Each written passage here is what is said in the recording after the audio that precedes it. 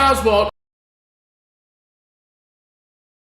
And just like all of you antisocial shut-ins watching right now, I was not ready for how amazing this show was going to be. I was such a huge fan of the show, and I squawked about it so much on social media, they let me be a part of it. And like in true The Boys fashion, they made me a part of it in the most disturbing, career-killing way possible. And of course, it goes without saying, I love these guys right here, this whole cast that's with me. Hello, everybody! Hey! Hey!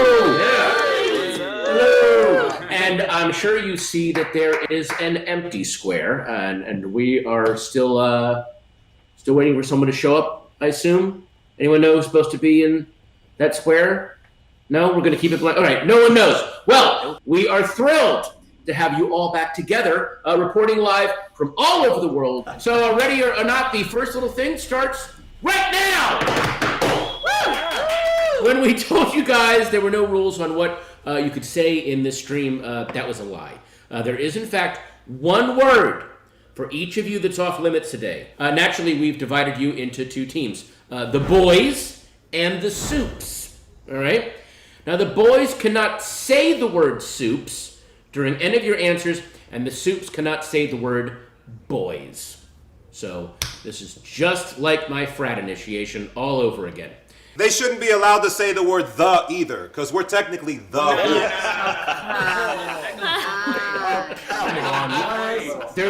That's a really good point, actually. Oh, God, if we did that, people would be hammered in the first 10 minutes. In the end, the losing team has to put on a performance of Wannabe by the Spice Girls. So, oh, shit. I want choreo, I want pigtails, shirts tied into crop tops, like 1998 Britney Spears. I bet a lot of you guys are regretting carbo loading during the quarantine now. The rest of you watching at home, keep score as we go and see if you can predict who our losers will be. But we don't want to make this too easy on you guys. That's where the mystery box comes in. Vought sent over these special treats with some help from the good people at East Side Distilling in Portland, Oregon. Inside are all the ingredients to make your own Compound V shots. So you get the Vought blue vodka, and you get your own Compound V shot making supplies. Yes. Can we open them? For rectal use only. Open? All right, open it. Yeah. Wait a minute. No. Yeah, get it open.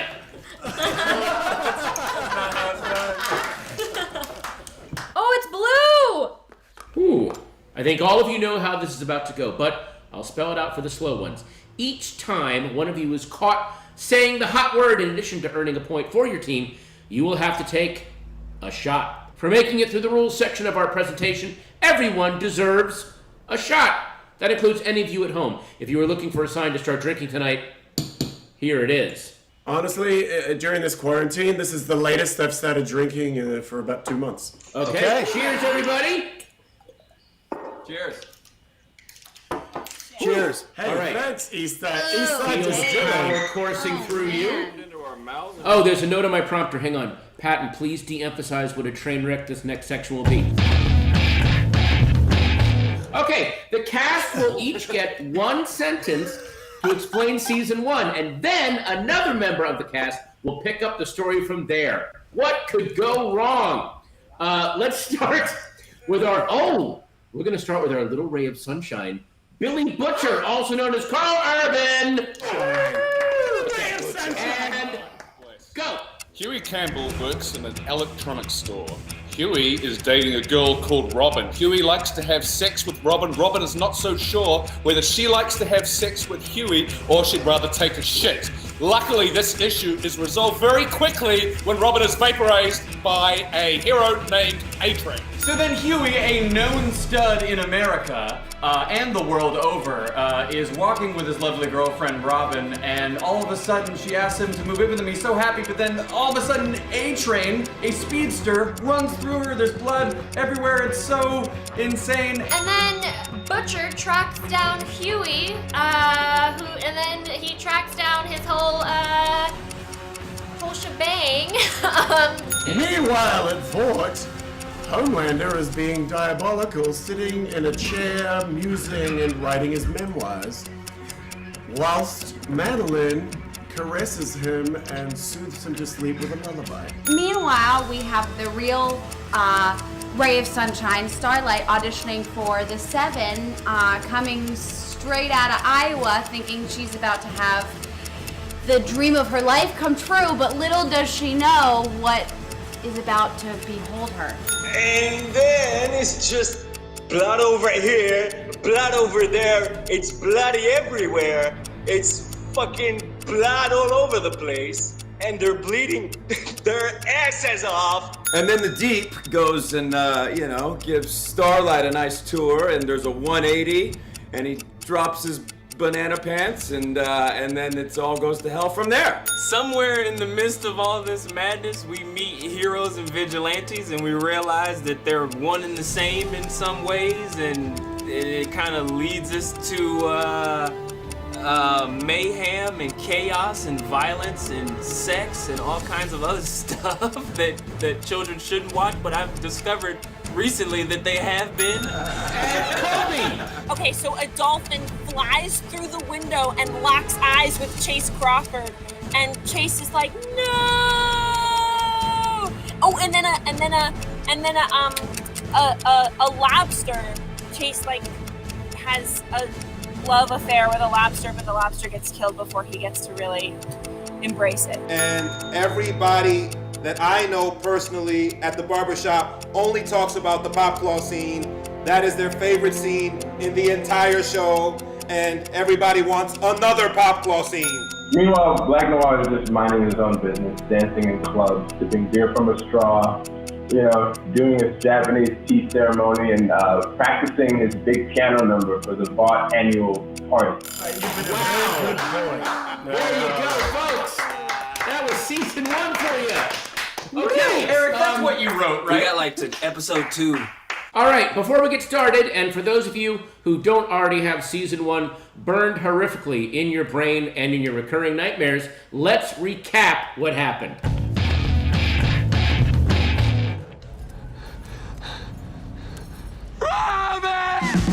I heard what happened to Robin. She wasn't in the street. She was one step off the fucking curb. I'm sorry, who are you? Name's Butcher, Billy Butcher. Soups lose hundreds of people each year to collateral damage. That's where I come in. To do what? Look, Frenchie, I need your help, mate. Who is he? Oh, this here's Huey Campbell.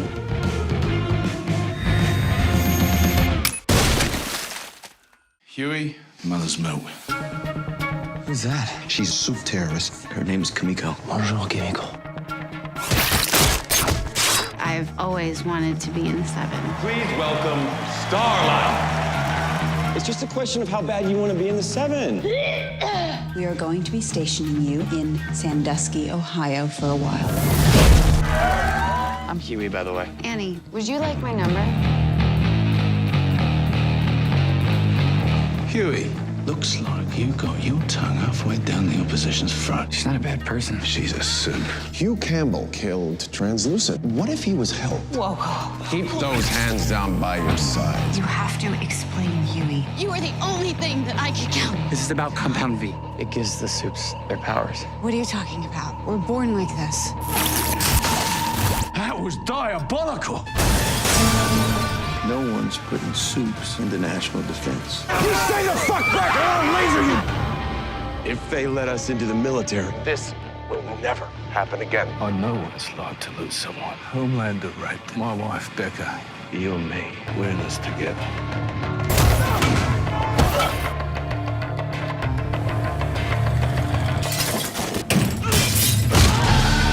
We have to go back for them. This is never gonna stop. It's just gonna be more blood. If you don't like to play, why did you join the fucking team?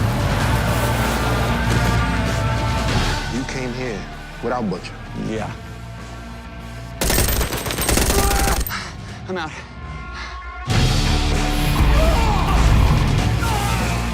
You came. I'm a fucking superhero. I think he's having a heart attack. You fucking promised me.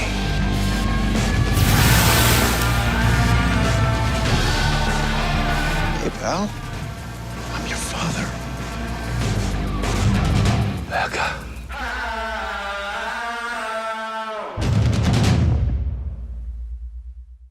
Another happy landing.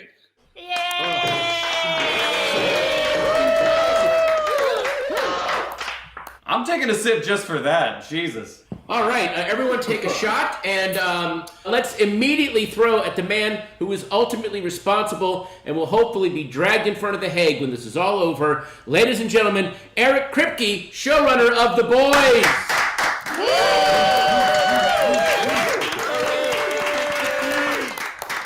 Thank you. All right, Thank you so much. So Eric, tell us about your inspiration for building the world of The Seven and The Boys. How did you take that graphic novel and then build it into the world that we live in now?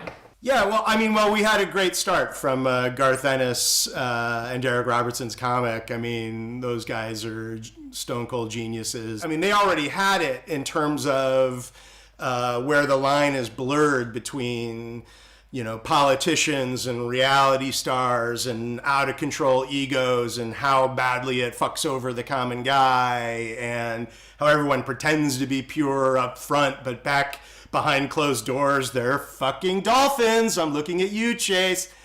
And it just was like a beautiful charged. Yeah, it was just like a beautiful candy store that it reflects. I mean, I think it reflects today's society way better than it ever did when it was written. So all we did was just push that stuff forward. So we're living in the world's dumbest dystopia, and I get to make a show about it. Wow. Well, we polled the Twitter audience for questions, and we received about 20,000 responses.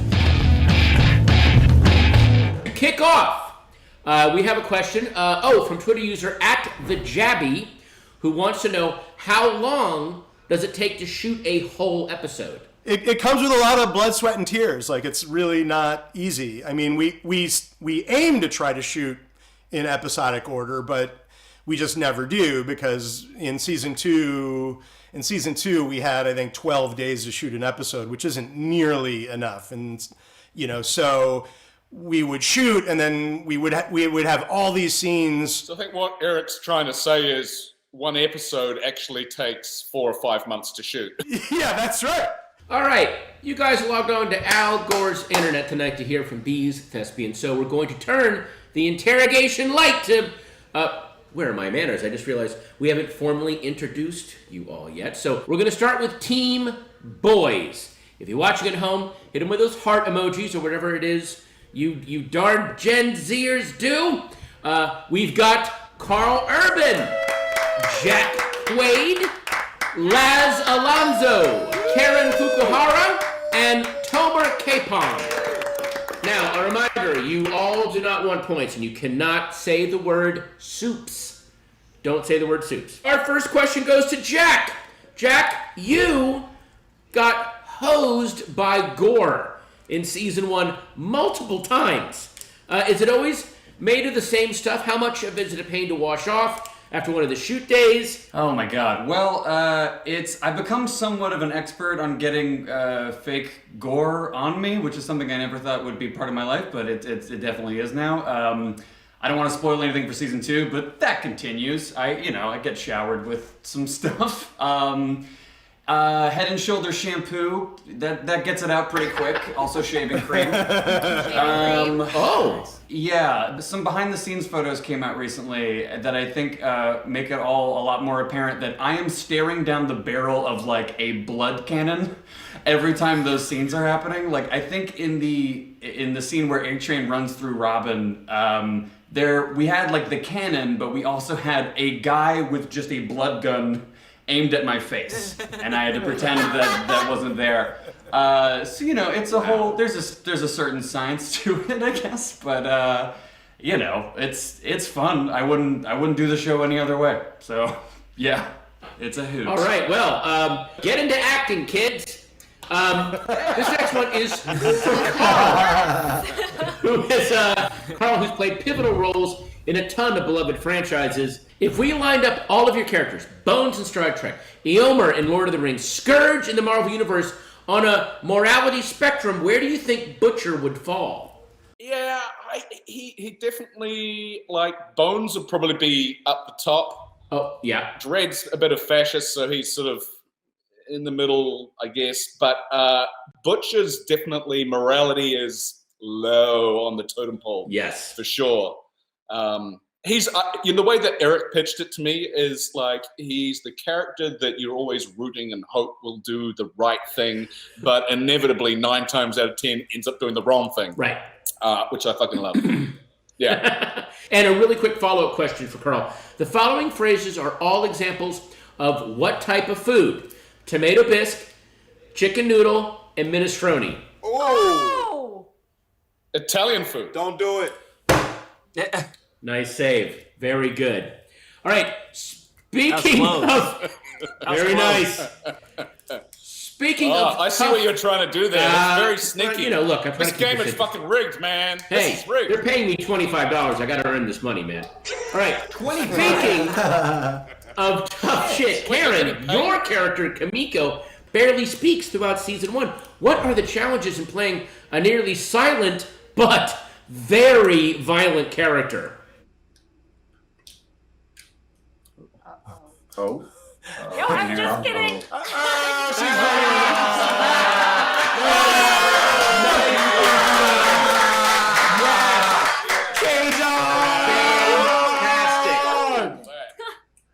We gotta have a shot for that one, Karen. You got us all. You're welcome, Ant. It was actually a lot of fun tackling that. It's challenging because, you have to do all of the, I guess, emoting through your facial features and especially your eyes. But I think it's easy to play off of everyone here because, they do such an amazing job. So all I really have to do is react to that. Yeah. We all love the relationship between Frenchie and the female in season 1. So, Tomer, can you tell us a bit about what can we expect from them next season? Ooh, next season question. The first and second season question. I don't want to spoil too much, but I think last time we heard from Frenchie and the female, something really dramatic happened, and it goes so deep and so far, and so it gets like this beautiful, beautiful line story for the both of them. But definitely big plans for season 2 for Frenchie and the female. I could say because he's there. I'm sure he's nervous to say the Frenchie and KIMIKO, they have like real conflict for the first time in their relationship in season 2. So that is like a whole different side of their relationship. So really interesting. Wow. And they both acted the shit out of it. So it's really good stuff. Not to get too personal coming off of that, but Laz, according to your Instagram, you're turning into quite the hashtag plant daddy. So what's the favorite plant that you own? What is that? The what? Plant daddy. My favorite plant right now is one that Karen has in her frame, the Monstera deliciosa. Wait. And Karen, Laz. you're doing an amazing job. Laz, it's a variegated monstera. It has white bits. What is on this it. aspect of both of you that I've never heard before? You guys are both into plants? that's even better. Yeah. Laz and I Today connect on on Quite rare. House plants. Plants Quite and rare. Horticulture. Yeah. Now, Tomer, I have been told that you and Carl have an ongoing and highly competitive game of backgammon. Season 1, I made Tomer my bitch. Season 2, Tomer came back, and I would say he probably won about 70, 65, 50% of the games. What is competitive? All right, whatever, Jean-Paul Sartre. We're talking about backgammon, man. We sit on set, and if we have literally 2 minutes between while they're setting up an extra take or going for another shot, we're running off set to continue this fucking game. It doesn't stop. This series that we're shooting is just an excuse for us to play backgammon. And I'm very grateful for it. All right. I'm working with professionals here. Professionals. Yeah. All right, now we have some audience questions. Now, Carl, this next one has your name all over it. At Zoe Frederick 3 wants to know, who's your favorite Spice Girl? Who's my favorite Spice Girl? If I had to pick a favorite, I'd probably say Baby Spice. If I had to. Is there a why? Yeah, there is, but nothing that I'm going to elaborate on right here in this film. Fair enough. At Estragon San asks, will there be more French rap in season 2? And then there's an eyeball emoji at the end, so it seems they're on the lookout for some bars en français. Oh, you betcha.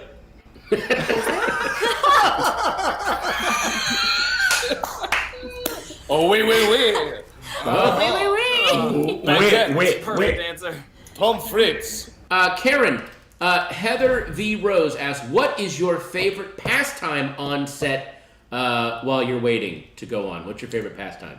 I just constantly eat. I go to Crafty, you know, sometimes over the summer they have watermelon juice. It's fresh squeezed. It's beautiful. They got all these like tater tots. It's great. You know what? But I go there with Laz. I'm going to drag you there with me. Exactly. Good. You really want to get to Crafty before Laz, otherwise there's no cookies left. Exactly. Oh. Gone. The Cookie Monster. It's Karen's I love it. fault. It's Karen's fault. Now, fan Paquito27 has dos Paquitos questions. Laz, the first one goes to you. The season 1 characters were taken for a roller coaster ride. So what can we expect is going to happen in season 2? Mother's Milk definitely had his hands full this next season. And I can say that season 1, I had a great time in between takes and in the makeup trailer making fun of Jack.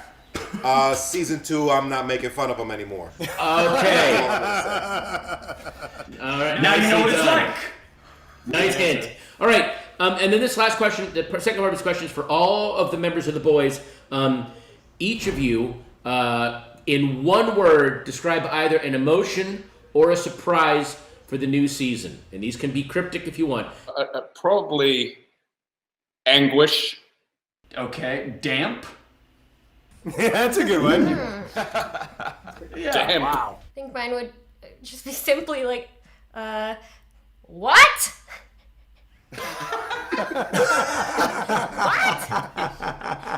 I feel like that would be my reaction if I was just watching the show as a viewer. Every scene would be like, what? I would say chunks. Oh. That's a good one. That's Wow.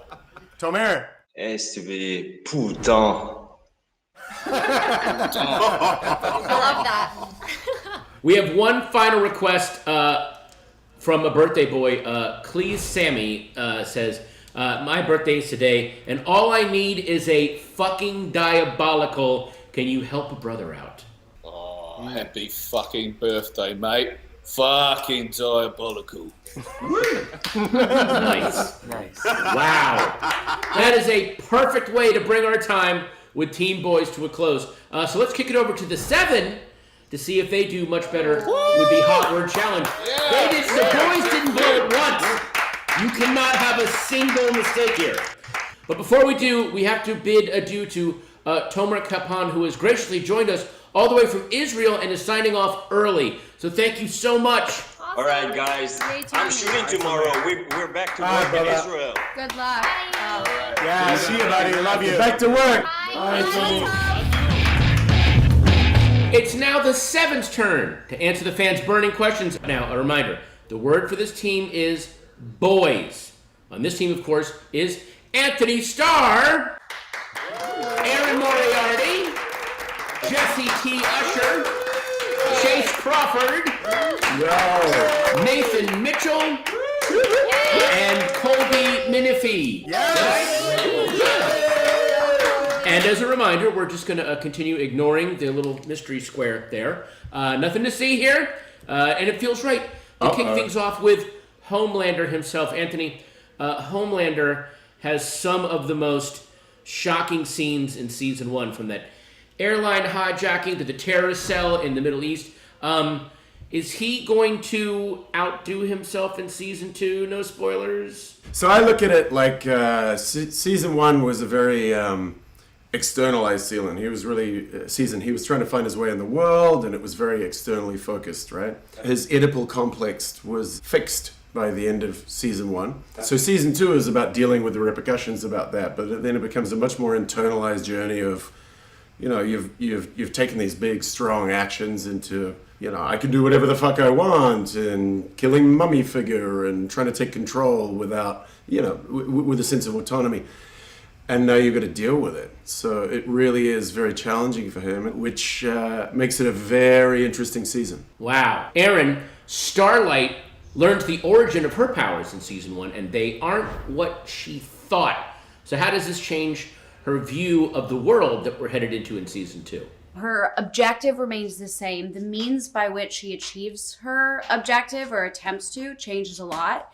And I think that she's sort of, by the end of season 1, everything that she's based her life on has been extracted from her and all of her beliefs. And so season 2 is about her grappling with that while also remaining on course to still save the world. We get to see a side of Starlight in season 2 that she's forced to step into that we didn't see in season 1. We see the transformation, and so I think that's going to be satisfying for those who are rooting for her. Now, Colby, Ashley's work clearly takes a toll on her mental health. Have you ever had a job or a real experience where you realize, I gotta get out of here, or this place will drive me nuts, excluding the show you're on right now? I have had situations where I'm like, ooh, this is not fun. But, you know, you stick it out. You do what you have to do. Ashley's in a much more stressful situation than I've ever been in my life. Ashley really has a really tough job. And in season 2, her job gets much harder. And her mental health also takes a toll. I have had situations where I've been doing a show and I'm like, oh, fuck, like I gotta get out of here. But then I just go do something crazy and go in the woods for a while, and then I'm fine. Now, Jesse, that moment when A-Train kills Popclaw was so tragic, and you, both of you, in the middle of all the craziness, is this really deeply upsetting and human scene. How did you prepare to shoot a scene like that? I mean, that was a process. You know, that was a process because there's a really fast transition that happens in that scene. There's a lot that's going on in A-Train's mind in that scene that I had to process. It was a tough transition to make, but I spent a lot of time talking with everyone. There was no good outcome from that scene, and I kind of just wanted to walk in feeling that already, of like knowing no matter what decision I make right now, I'm gonna hate myself for it. It was a trial and error kind of thing. This show constantly has things that you are not prepared for and not prepared to hit you the way they are. Speaking of which, Chase, you probably already know where this is going. Hey guys. Dolphin rescue is one of real creepy, bro. The highlights of the first season. Did you read that scene and think, well, there's no way we're going to pull this off, or they're going to make a good attempt, it's not going to look good? Or what were you thinking when you read that? Because it's amazing filmmaking. Thank you. I'm method, so I wanted to all be real. I wanted a real fish, dolphin. It was great. That's how I work. I didn't know what was going to happen. And I show up on set, and it's in a warehouse in a little van. And it's, the director's kind of sitting in his little chair, like right by the van. And, I look back, and there's like an animatronic dolphin in like a swing. You got guys back there just pumping these things, and the thing's talking, and they're shaking the van, and they're squirting water on me, and it was funny doing the scene with just like there was obviously only squeaks happening, so I had that to play off of, and then it was just an all green dolphin being ejected out of the windshield of a van, and it was a late night, and it was I thought it was really funny. It was amazing, and yeah, I had a lot of fun with it. So Nathan, you're going to field this next one since your wardrobe covers you from head to toe. All the superhero costumes look great on screen. Did it help you get into character? How did it feel to dress up like a superhero every day? I mean, tell us about your costume. I fucking love superheroes, right? So what the funniest thing for me was like when I got in that costume, I felt really like cozy and warm and happy. And then you look at yourself in the mirror and like, oh man, this is so badass. The whole suit is such a thing in and of itself that it is this transformation when you go in it. You know, it's like you shift and you go into suit mode.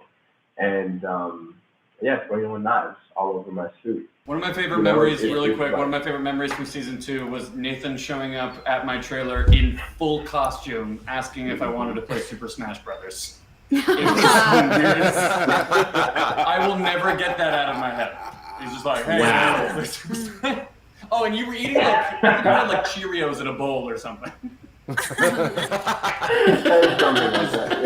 Delightful. All of you guys had deeply emotional scenes in this first season that also involved crazy special effects. So how do you all work with that? That's got to be that's like next level acting. Yeah, it's pretty next level. I mean, I am pretty fucking next level, bro. Not gonna lie, it helped that it was 5 a.m. and I'd had 4 screaming babies all night, so you know, I was ready to cry at the drop of a hat, Patton. No. Honestly, we got a great casting crew that really, like, once they get things set up, then it's really about just getting all the technical stuff right, and then we were allowed our space to get into whatever prep. I can't speak for everyone else, but with that scene anyway, everything's very respectful about actors and their different process, and if we need a minute, we get a minute. So it's actually not as complicated and hands-on and fiddly and all over your faces one might think. Yeah, like our directors know that there's a lot to kind of wrap our heads around, so they're very helpful. Our special effects team's very respectful of that, you know, and they kind of stay away until we get where we need to be, and then they kind of come in and fine tune. Like, I feel like they're not as specific as they could be, but they still do such a really great job at the final product. You know, it just works. I think also it felt like the primary priority was for us to feel comfortable as actors and get the performance first and make the dynamics of the stunts work with it. Like the scene in the park with Huey when I am being like thrown across a field and I'm crying and I'm simultaneously having my heart broken. Like, I always felt that there was a common knowledge on set that was like, listen, you gotta cry here, you gotta open up a vein, make that the top priority, and then we kind of will figure out the way to make the stunts kind of, I don't know, enhancing the emotion and not distracting you from it. So that was really good. Yeah, at the beginning of the show, when we signed on, Eric said he had a no asshole policy, and I think he's the first person to pull it off. Hey, thank you. That's great. Wow. Oh, and we boys. Wait, you said Honor code, I love it. Well, this is a question for everyone. What do you see as the main difference between the boys and the suits? This is just a question to get us to say the word that we're not supposed to say. I was about to follow that. That's good. You know, when you look at our side, from an outside perspective, it's like we're at the top of this Mount Olympus, right? And everybody's looking up at us, and it's like we have everything. But then when you get an up close and personal look, you see that we're all kind of trying to keep from falling off the mountain ourselves, you know? And so there's this dimension of like, even though you're at the top, like you could easily fall to the bottom, and that's what everybody is kind of struggling with in a way. I would also say that there's something about image, like the 7 side is so, I mean, it's just all about the corporatization of heroes, and the boys are not. They're not showing what they're doing. She said it. Oh, fuck! She said boys. I gotta water it down. Anthony, finish this iconic lyric. Blank, blank are back in town. No? Hold on. Got it. All right. Yeah, let's get it ready. Here we go. Wait. The boys are back in town! Good. All right. Well, now we're going to hop to some questions from the Peanut Gallery. Chase, Kuinatama, hope I'm saying that right, gets right to the point. The gills scene. Talk about the gills. Talk about the gills. Yeah. The gills have a mind of their own. They made like a whole fake torso to my torso with like little chest hairs and everything. It was disgusting. And they made the gills in there so there was a little bit deeper of a way in. So all I remember is like just laying there on the couch like flat with my own torso on top of me, and Paul, the special effects guys behind me, just like pumping away because they're moving, and the girl's kind of here, and the director's here, and the camera's obviously right here, and you know, it kind of made me nauseous. So I'm like, guys, I gotta take a break. But yeah, that's the story of the gills. Well, now that we've heard from all of you scholars, it must mean that it is time for... Oh. I'm okay. My dad isn't okay. I'm okay. Go, go, go, go, go! My dad has an Run! I have a huge umbrella. I have a huge umbrella right here. It's okay. You're gonna get struck by lightning! You're gonna get cooked! It just became nighttime where you are. I'm This is under a couple huge trees. storm. I don't know if that's a problem. Yeah, go inside, Colby. Should I say goodbye? Yeah, I mean, look how dark her screen is getting. Colby, go inside! Can I go? Damn. Bye, Colby. It's really raining. Stay alive. Whoa, okay. Seems to be some technical difficulties. Amazon, anyone from Amazon or know how to deal with this? I said, I knew an empty square was going to do this. I said not to leave that on screen. Whoa, is this allowed? How did you get this dial-in number? What? I'm so drunk. What?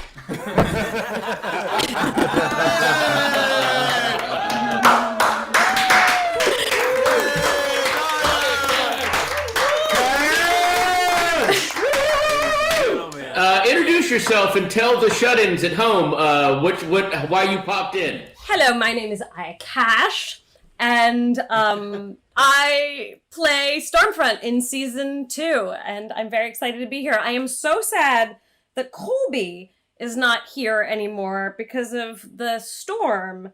So I feel like we need to honor Colby. Yeah. I mean, it's like it was planned and it wasn't. All right, now I'm more comfortable.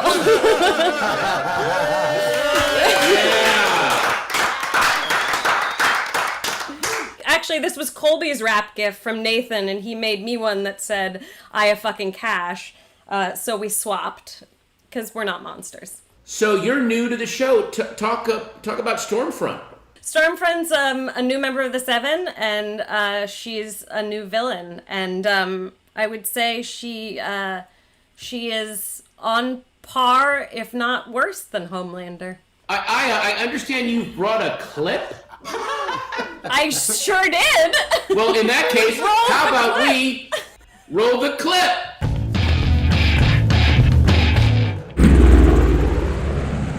Hi. You know who we are. But let's meet another hero. This is Lance Corporal Dan Miller. Dan and the other brave Marines of 2nd Battalion are helping keep you safe from the supervillain threat. We're proud to fly alongside them. And now we could use your support.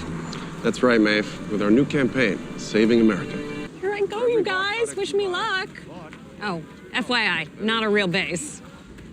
As if Homelander and Maeve are gonna eat MREs and piss in a ditch with the rest of the crew. Yeah, hi, we're filming right now, excuse me. Also, you might recognize Army Boy as hotel clerk number 2 Hello? from The Devil's Breath, episode of Criminal Minds Beyond Borders. Well, hello.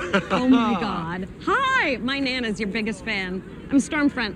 Great. Right, yeah, from Seattle, right?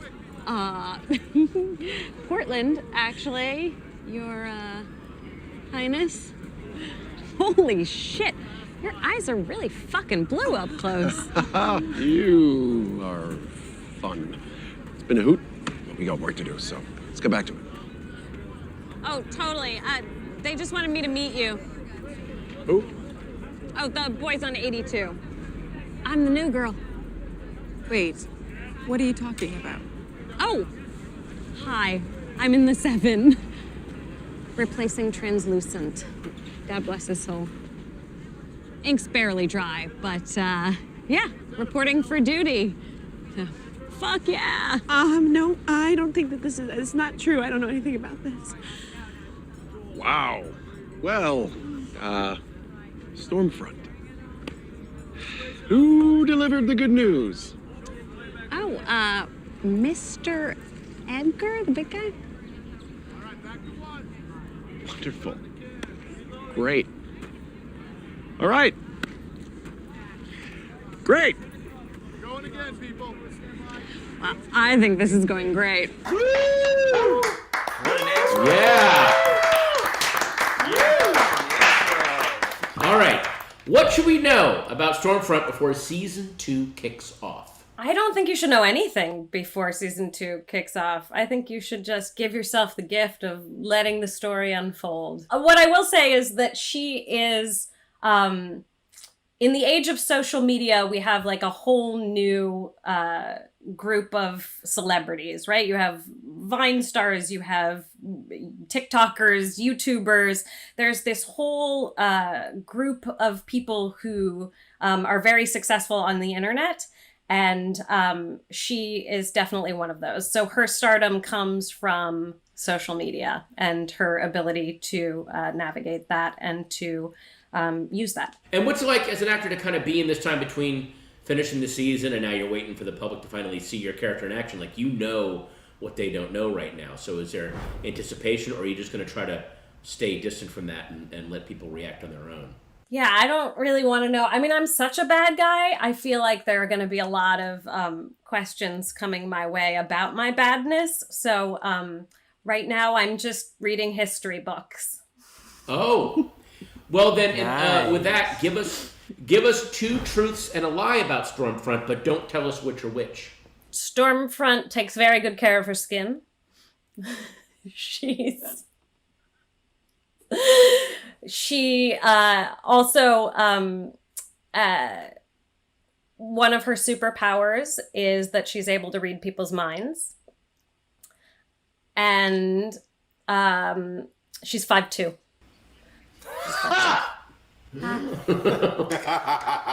Very nice. Without getting into too many details, Stormfront shows up and kind of shakes up Homelander's world a little bit. Do you guys want to kind of talk about the dynamic of that relationship? Because it's a fascinating one. Homelander and Stormfront, I would say that when they first meet, there are fireworks.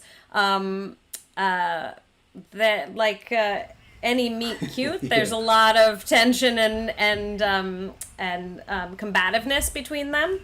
But I also think that Stormfront ends up earning his respect throughout the season, and yeah, you can add to that if you want. Yeah. Honestly, like the introduction of that character was just like really fantastic for the show and for my character, not to mention all the other characters. Stormfront is it's no joke, man. She's a force of nature, and she comes on and she really throws the cat amongst the pigeons, you know? She's a force to be reckoned with, and without giving anything away, she's so, I want to say multi-layered, because so many things happen through the season that really flesh her out, and it's a hell of a character to be introduced and to watch. Okay, guys, moment of truth. Which team racked up the most slip-ups with our hot word challenge? I've tallied up the scores, and it looks like the losing team is the Soups. Sorry, guys. Shots, How? everybody. No! It is what it is, guys. So It is what it all is. that's left to do now, tie your t-shirts up, decide who's going to be which Spice Girl, and oh, hold on, sorry. Getting a message from the corporation. Wait, hang on. Oh, God, okay, thanks. Everybody, it looks like Amazon was unable to get the rights to the Spice Girls song Wannabe. Way too much money. And apparently the rights cost, wait a minute, $170. And they were not able to get that. So I hate disappointing large groups of people. So maybe there's something else I can offer to put some ice on that burn. I'll give away the one piece of information the boys fandom has been longing for months. The season 2 date. I'm not really sure if it's technically allowed, but we're basically done here. So What are they gonna do? What are they gonna fire me? I cashed that $25 check. I'm done. So, here comes the season 2 date announcement. Enjoy. You guys fucking ready? Rousing music. Hans Zimmer. Title card. Ho ho ho! Cut to black. That is amazing. September 4? I'm hearing September 4? September 4! September 4! September 4th! Baby, September 4! Oh, so worth the wait for that clip. Now, get your Labor Day! we have found out a lot today, thanks to May. We met the newest member of the 7. We found out the date release for the new season. Eric, we're nearly out of time. Tell us, what else can the fans expect from the new season? Take it away, Kripke! I have kind of 2 amazing season 2 announcements to tell all the fans. One is on September 4th, when we premiere, we will be premiering the first 3 episodes and then airing the remaining 5 weekly after that. Nice. 1 per week. We decided that there's just so much fucking crazy shit this season that we wanted to give the audience a chance to just absorb and recover after every episode and just get through the PTSD of whatever that episode is. First 3, you can binge the first 3 on September 4th, and then for 5 weeks after that, 1 episode a week that will, I promise, blow your mind, I think. And on that note, though all the powers that be were asking me not to do this, for real, they really did, I sort of insisted because you hung out through all this and you deserve it. And so now I would like to present to you the first 3 minutes of season 2 of The Boys. So...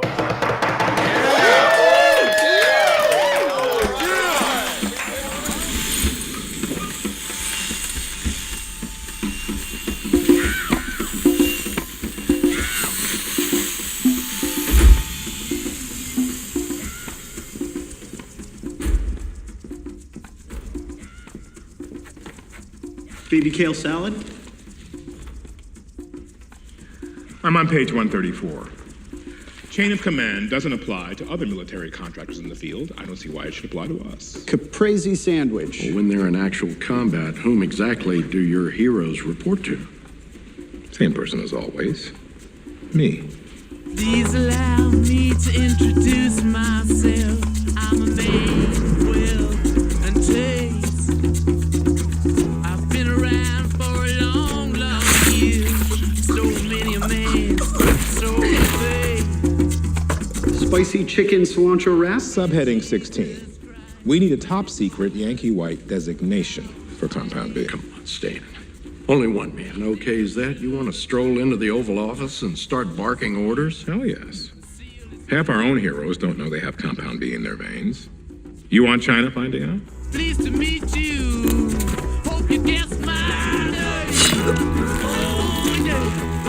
But what's puzzling you is the nature of my name. Oh, yeah. Get down. This one. Best efforts to limit collateral damage.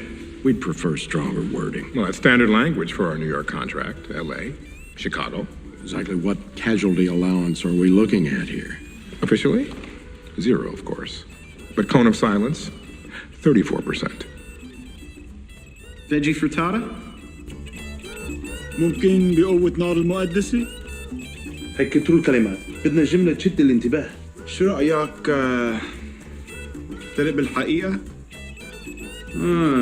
هي جملة تمام. أنا بفتكر إنه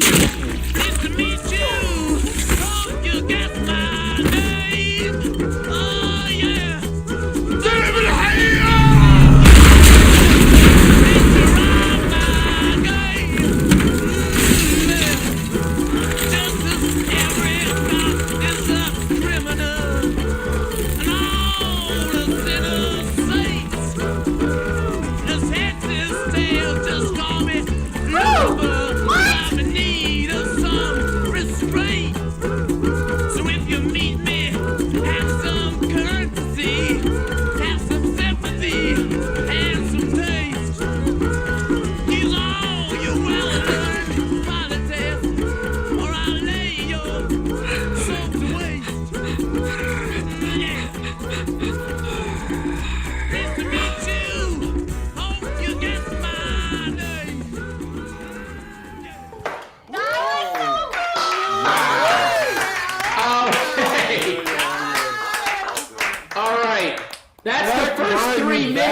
God's sakes. Oh, people's minds are going to melt. Well, folks, thank you so much for tuning in. Thank you to the cast of the show. Thank you to Eric Kripke, all of us for sharing your time. Wait. Before we go, but thank you so much, Patton.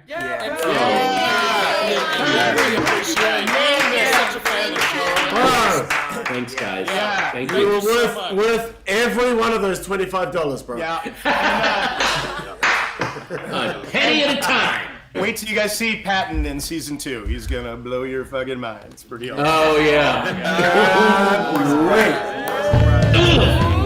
Oh, so creepy. Okay, now we're all gonna do that really awkward thing. At the end of video calls, we kind of look down at the bottom right corner and then click off the call and make that weird face. So everyone, try to look cool while we find the end call button. And last one out of the live stream is awkward. Go, go, go, go, go!